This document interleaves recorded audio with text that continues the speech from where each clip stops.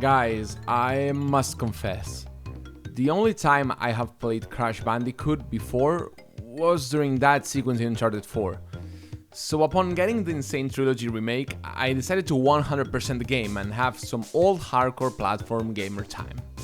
So hop in, get some popcorn because we're about to 100% Crash Bandicoot. Getting this video game completed through and through will require 4 phases and we'll get to every single one of them eventually. But for now, all I got to say is that the first step is to actually beat Crash Bandicoot. Insanity Beach served as a good first level to learn the ropes and just figure out how everything works. I tried to break every single box in each level, but hey, if I couldn't, then no sweat, we'll just do it later. After messing around with Aku Aku's invincible powers and getting my first death, I was able to get every single box and gather the first gem of many. The game is now at 3% completion, baby. Jungle Rollers introduced TNT boxes, deadly if spinned but harmless if you jump on them and don't fuck around to find out. Bonus levels were also introduced, in which we tried to get Crash's girlfriend. Oh my god, girl. Oh my god. I guess Crash is a Rizzler because god damn. Yeah, we didn't get the gem, but it was a fun level. The Great Gate brings the 2D platform revival, and I got to say, it's a tough level. I missed 8 boxes, so it's not that bad, but man was it hard. Boulders introduces, well, boulders. Hey, this is the iconic level I played in Uncharted 4. No wonder I aced it on my first try. Upstream is a from top to down level, and I must admit, I do hate these ones. Perspective feels way off, and you just have to rely on Crash's shadow and pray you land on stuff. It's platforming at its worst, to be honest. I feel like most things you have to land on are too tight for an early level, and even though the art design is beautiful, I mean, look at that water, god damn, I didn't enjoy it that much. And I also keep seeing these invisible platforms. What is going on with these ones? What are they? I need answers, man. First boss fight! Papu Papu was easy as a piece of cake. What is this? A game made for children? Is this really a boss fight? Come on. Let's move on. I hope not all the boss fights are like this because damn. Now I can play as Coco, which has the same abilities as Crash, it's just a reskin. So I'll play with her for a couple levels, but that's it. I'm sorry, Coco. Hog Wild is a really fun level and I adored every second of it. Special mention to the drums you must jump on and the death animation in which Crash gets launched into the air and breaks his back upon landing. And I got the gem on this one, so I will not have to revisit it. On the other hand, the Native Fortress was a pain in the ass. This level is so complicated for no reason. I want to talk about this one so badly, but I leave it for the time trials phase, because damn that was a hard part. After another upstream from top to down style of level in which I got my 4th gem, it was time to fight Ripper Dog. This fight was weird. The platforms Ripper Dog went to felt random and the whole boss fight seemed to be saying, just survive long enough until the TNT block somehow hit him. And eventually, that's what happened. But I don't think there was a fun one, guys. It was just a waiting game. And a tedious one. After clearing Ripper Dog, the game offers the new temple levels, cave levels, which have a really cool ambience. And I must say, I think the art direction is the best thing this remake has to offer, because everything looks so crisp. And it is full of cool little tiny details, just like, look at the cave, it's just so full of life. Oh, this is just... mwah. Anyways, I got a couple gems here and there, and even entered a different Special Cortex bonus level, which was way harder than the regular ones. All of that work brought me to Koala Kong, and yes, I avoided talking about the bridge level, but don't worry, we'll get there. Damn, the Koala Kong boss fight is hard. Even though the boss is the funniest thing I've ever seen, the arena is so small you just have to make constant tight jumps to avoid the boulders and the TNT boxes. Crash Bandicoot uses a no-hit policy on its boss fights that I generally respect, even though it feels a little bit unfair. What is this? A game made for children?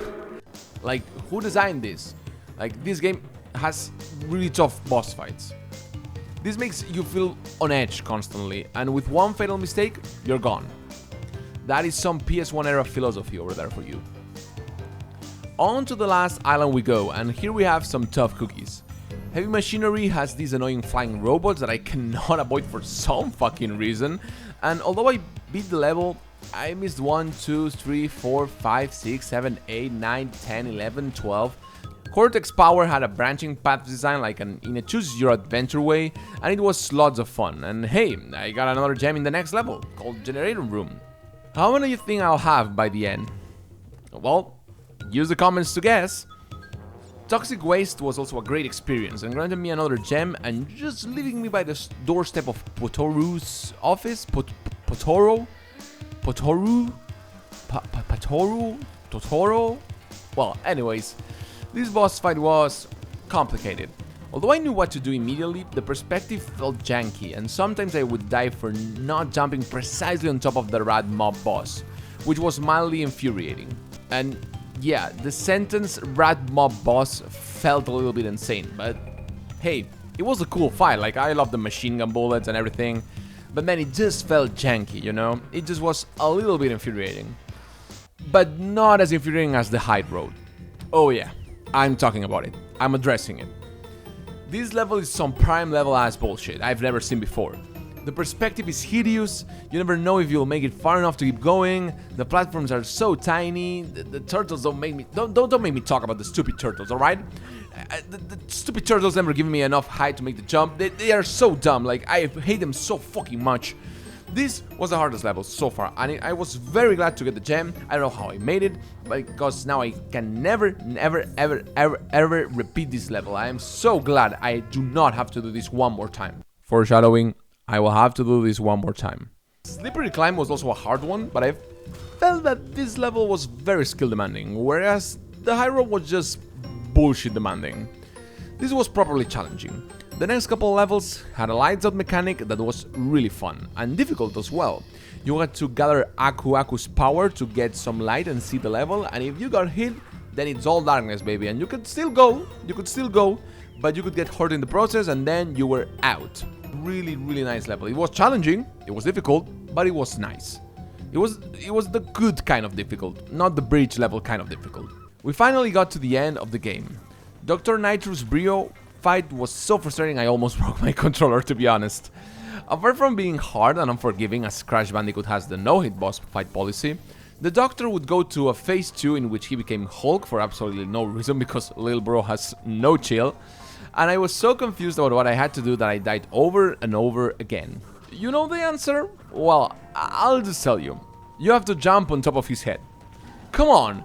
How was I supposed to know that? Like, that is not how the fight played during its first phase, like for the whole level. Like, what? How? There's not an indicator that you should jump on its head. Like, what the hell?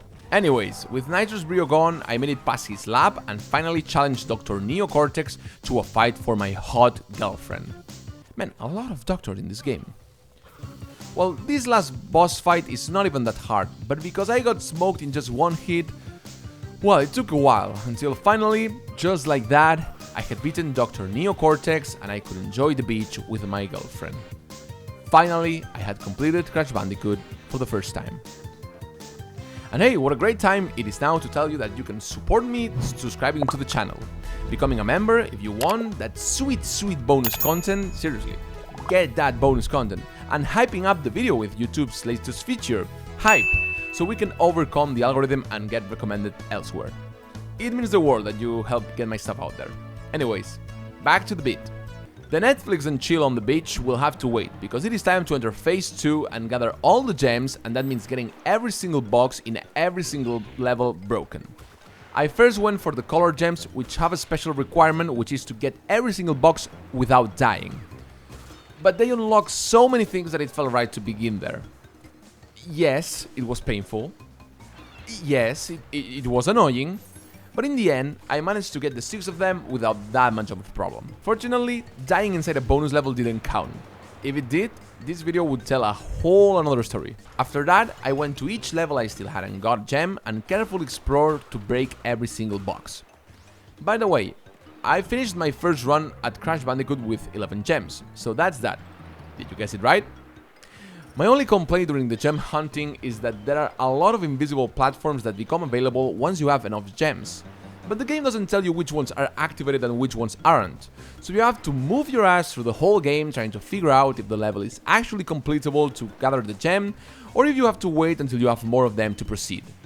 That felt unnecessarily tedious, but overall gathering the gems wasn't that bad, and as a reward, I got to the Great Hall and had an alternate ending, in which Crash Bandicoot gets together with her smoking hot girlfriend and escape in a bird? The credits roll out with this funny text about what happened to each character, and yeah, that's it. Phase 2 completed, just 2 more to go. The next thing on the list is to beat the time trials. Each level has a clock in the beginning, and if you pick it up, you'll start a timer that stops only when you beat the level. Do it fast enough and you'll earn a sapphire, a gold, or a platinum reward. And obviously, I need every single platinum, so I went off to the first level and I instantly regretted doing this video. These time trials aren't a joke, they are hard as fuck. Yellow boxes appear to freeze time for a couple seconds, but man, the game demands so much precision out of you that I felt at awe just looking at its boldness. To ask these times, it felt insane. It took me almost half an hour to get the first platinum reward, and after that, I just knew I was fucked. The biggest offenders were the native fortress, in which I spent more than an hour furiously trying to save time by getting the trap cycles right, avoiding getting engulfed in flames, and overall playing perfectly and bring out the speedrun I got in me. Hell, I even sometimes took hits in purpose because I had Aku's mask and I knew that it was faster because I could get on the right cycle. It was that level of precision and perfect pace making. The lab was also a trauma-inducing level. The sick and twisted mind that decided to put the platinum reward at 44 seconds is so cruel that I would not come close to that person in a city distance radius even if they paid me to. Just to put it into context, the world record speedrun of this level is just 3 seconds under the platinum reward. So that's that. I spent so much time dying and not getting the cycles right and missing the last TNT box jump that for a moment I wanted to quit. But in the end, I managed to get it because I guess I'm goated as a gamer and I just do everything perfectly eventually, so it is what it is. The high road and the other bridge level were also a big offender, man. They were hard to get, the fucking turtles, man. It comes back to the turtles, the stupid turtles. I don't know what it is, man, but the stupid turtles are, you jump on the thing and then you go on the thing and then you fucking die because it's stupidly designed and oh my god, dude, this was bad. But nothing compared to Stormy Ascent. Yeah, that's right. Stormy Ascent is the bonus 27th level in Crash Bandicoot, a final gauntlet that requires expertise at the game. After dying endlessly to get the gem, breaking every single box, I mean, like the level took 30 minutes to complete, holy shit. I decided to tackle Crash Bandicoot's last challenge, to get the platinum reward for Stormy Ascent in its time trial, a feat that would place me among the legends. Just to put it into perspective, the Sapphire reward has to beat the level under 7 minutes, so if I wasn't fast enough to get platinum, then I would have wasted that much time for a single attempt. So I was here stuck for a long time, as you can imagine. It was brutal. I failed in every conceivable way, falling into the abyss, getting potions smashed in the face, dying to spikes, dying to birds, dying to whatever, or just not being fast enough. That was, and happened, until somehow I began a god run. I just clicked, I entered the zone, I touched the realm of the gods and I played incredible. Every single jump performed with a superhuman precision, and right by the 2-minute 20-second mark, yeah, you've heard that right, I was facing the last stretch of the level. The pressure was immense. I carefully navigated each platform, sometimes pausing the game just because I was too nervous to continue, my hands shaking. This was it. I couldn't blow it. I had to overcome my fears and clear the Stormy Ascent. I got a really close call, but after getting through the last set of birds, I knew it was done. And just like that, I had beaten Stormy Ascent in 3 minutes and 3 seconds and acquired the last platinum reward the game had to offer. I had completed Crash Bandicoot to 100% with 27 gems, 27 platinum rewards, and just an amazing adventure. Man, what a game! I enjoyed it a lot and it was such a fun experience to deal with. The time trials were really demanding, and I mean really demanding, but overall I loved the challenge they posed. I guess now I'll need to check out Crash Bandicoot 2 and 3, as they come with the insane trilogy. I am glad I could play this game nowadays, because I honestly couldn't during the PS1 era. I was too busy learning to talk and walk and stuff. Anyways, I hope you enjoyed the video. Once again, subscribing, becoming a member, or using the hype function helps immensely. Thank you so much for watching, and I'll see you until we meet again.